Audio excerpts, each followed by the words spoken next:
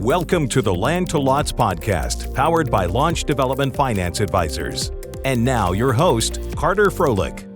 Welcome everybody, this is Carter Froelich, and we're glad to have you join us today for the Land to Lot podcast. And today we're going to be talking about the 10 questions that we believe our clients should be asking us when they're thinking about doing a special purpose taxing district. The first question, and this is really not a question, but it's more of a statement that I like to talk to our clients about to bring them back to reality to some degree. Because a lot of times clients come to us, they want to have a meeting, they want to figure out how they can finance their public infrastructure with bonds that at the end of the day they're not going to have to pay back. And if you're curious on a little bit more about that, I encourage you to go back to our very first podcast where we talked about how to borrow money that you don't have to pay back.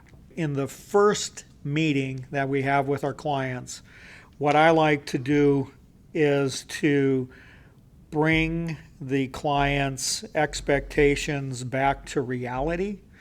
And the reality being that special purpose taxing district financing, regardless of what state we're working in and what kind of bonds we're using, will assist in the financing of your public infrastructure, but it is not a panacea. It will not finance all of your infrastructure. You will have to put equity in the project. You will have to come up with other borrowing sources. This is not a silver bullet that is going to solve all of your problems. Even though that is not a question, that is what we really open up with for our clients so they understand that special district financing, while a valuable tool, is not going to solve all their problems. And more importantly, it's not going to make a bad project a good project. This is strictly financing. Jumping then into the first question that clients should be asking, they should be willing to tell us what their business plan is. And in fact, we think that this is the absolute crux of the transaction. And the question that we ask our clients is, and we call this our DOS question, and I take that from Dan Sullivan at Strategic Coach, but it's dangers, opportunities, and strengths. So the first question that we put to our clients is, assuming we're meeting 3 to 5 years from today, what has to have happened for you to feel that this project was a success? And then we stop. And we let them go through the litany of everything that has to have occurred for them to feel like this project is moving forward. And it could be everything from, I've got to get it entitled, I've got to get my zoning, I've got to get a land planner, I need an attorney, I've got to get my development agreement done. There is a lot of things that have to happen before we can start moving dirt on a master plan community. But we do this is because we need to understand where our client currently is and where they're going. If we don't know where we're at, how do we know how to get from point A to point B? So the first thing, where are we at and where are we going? The second follow-up question that we ask as it relates to their business plan, if they're not telling us that, is, in order for us to be able to get you to where you need to be, what are the challenges that you need to overcome to move this project forward? Then we'll sit down as part of the conversation and make a list of everything they give us. Follow-up question. What are the opportunities that we need to know about or that you need to be able to seize and optimize for you to be able to move this project forward over the next 3 to 5 years? Last question, what are the strengths that you have as an organization that we should be aware of as it relates to moving this project forward? After we have gathered all of this information through our plan and process and our DOS conversation, we're able to discern all of the obstacles that we as consultants are going to need to be able to address and to consider as we are handcrafting a financing strategy for our clients. And we have found, and I've been in this business for 37 plus years, and I haven't seen any other consultants even asking our clients necessarily, what their goals are as it relates to this project. What are their dangers? What are their opportunities? What are their strengths?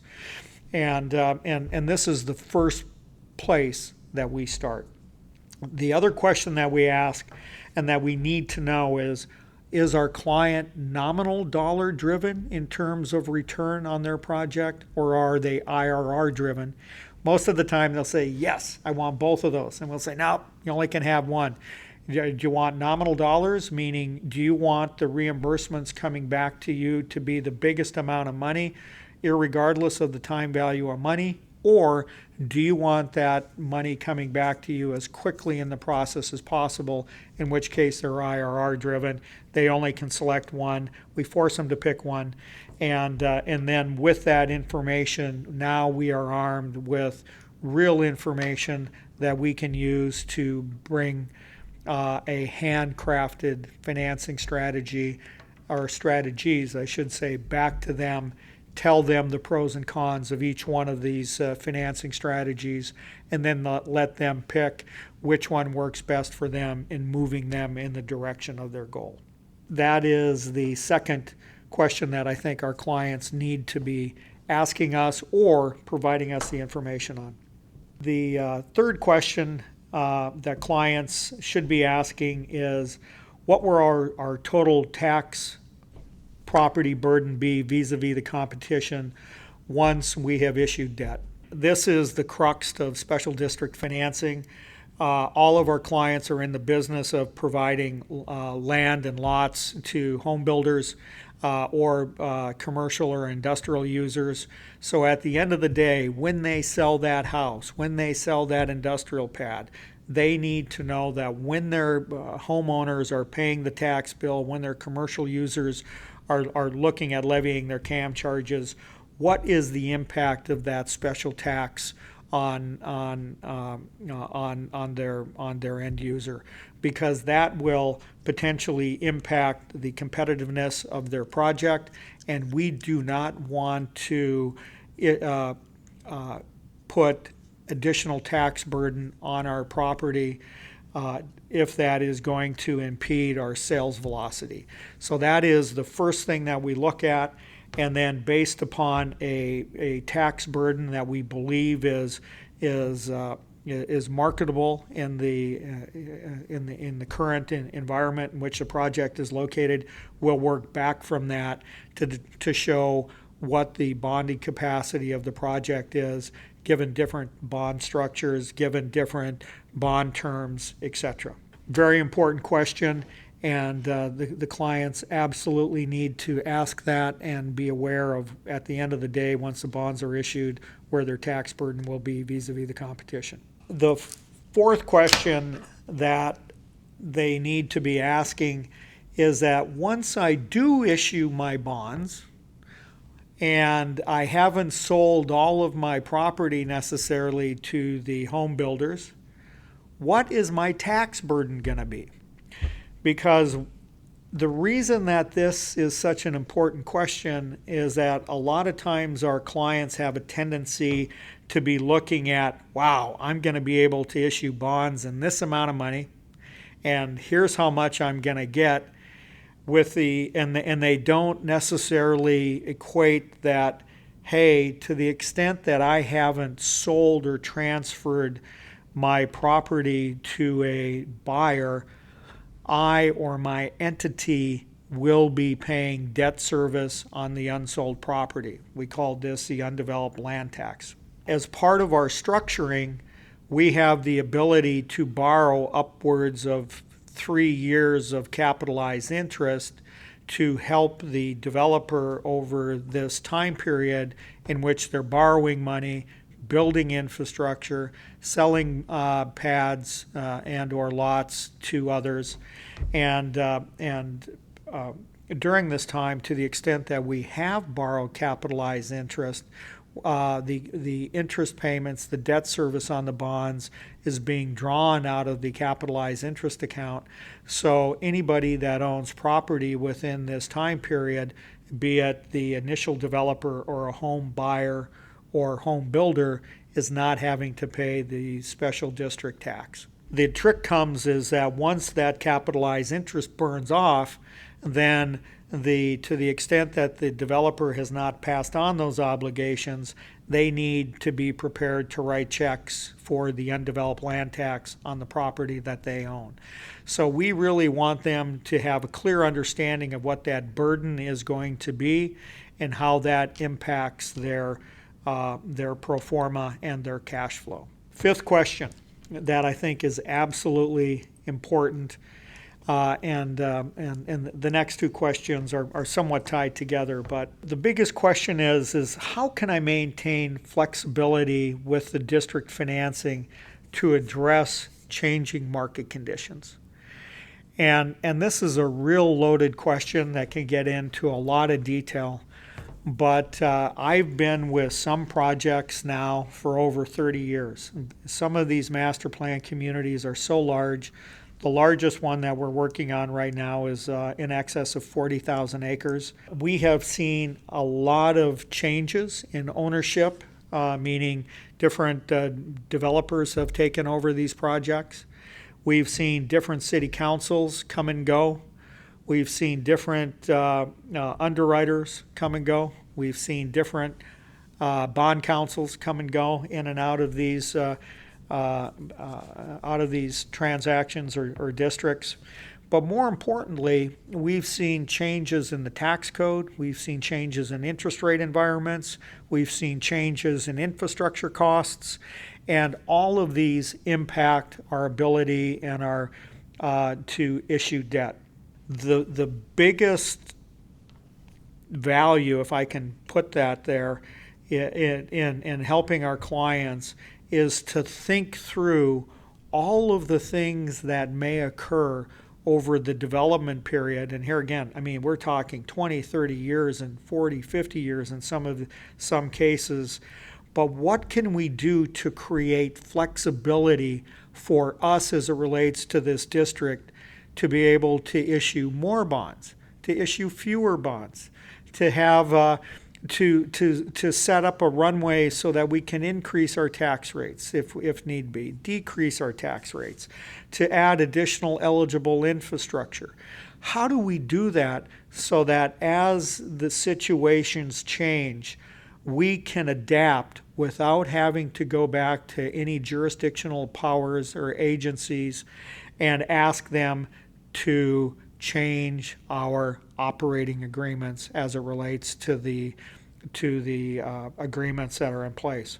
Because anytime we go back to talk to a jurisdiction or an agency about changing an agreement, they're going to have been thinking about things they would like to change as well. And the conversation is, hey guys, we are so glad that you came back to talk about your development, your financing agreement as it relates to the district, because you know that fire station you were going to build in year 10? Well, we would like you to build it now. And so there's a lot of bargaining that goes on anytime we have to go back to an amended agreement. So if we, in the initial stages of our agreement, can build in flexibility, so almost we have like an accordion. We can move it out and we can move it in, and we can play different tunes as we're moving it in and out without having to go back to the jurisdiction to change that agreement. That is incredibly valuable. And the way that we're able to craft a lot of that language, and here again, I am not an attorney. I've been on hundreds of deals, and we write a lot of language for attorneys to allow us to bob when we can bob and weave when we need to weave. That creates this flexibility.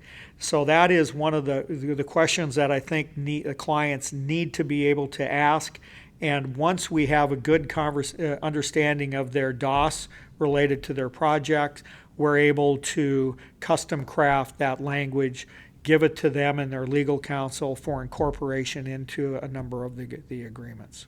The follow-up question to that, meaning how do I maintain flexibility in the district, is on the other standpoint is what can I do to create certainty on the part of the jurisdiction or district so that I know that they're going to do what I need them to do when I need them to do it. And that's the second part and the second question they should be asking, because over the years we have learned a lot in dealing with jurisdictions, and the only thing I can say is I have a very healthy skepticism when it comes to jurisdictions and what they say they're going to do and what they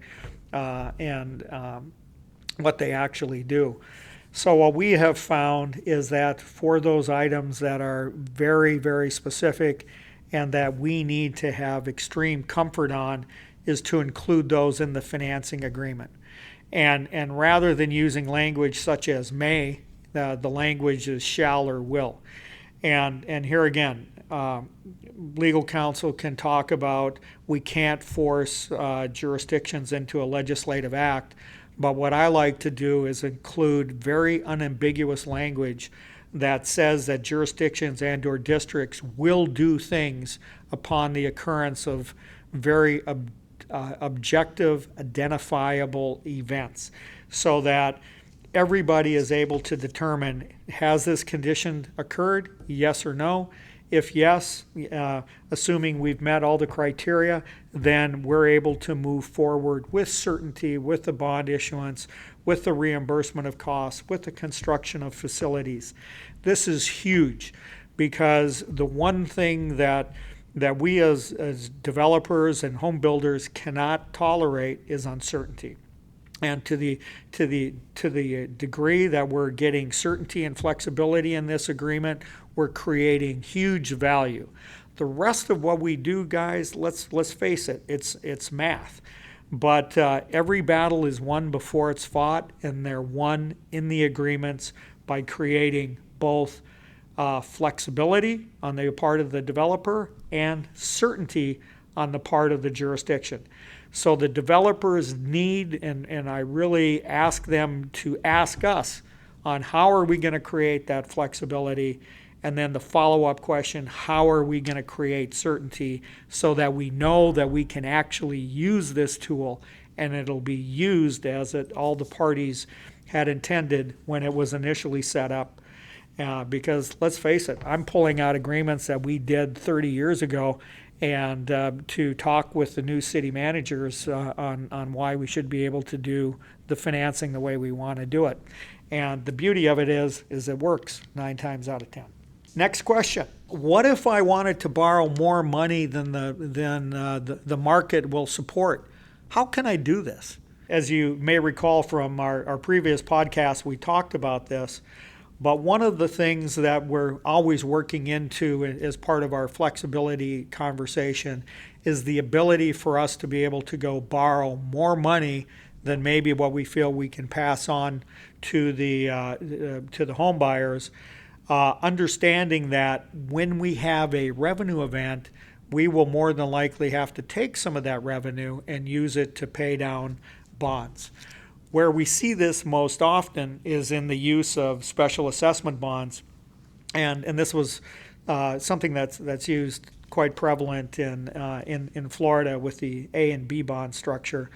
But for instance, we may determine that the market will support a $20,000 per lot assessment.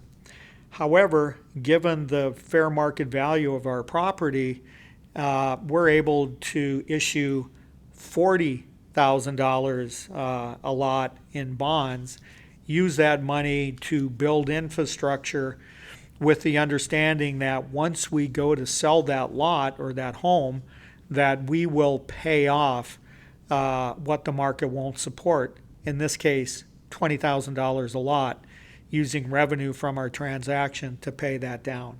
So really what we've done is we've got some bridge financing through the special assessment bonds to build that infrastructure. And then we're better matching revenues with outflows. So when we have money coming in, we're paying off a portion of that. We're paying $20,000 of that $40,000 assessment off, and we're passing on $20,000 to the home buyer. So that is just one of the ways to do it.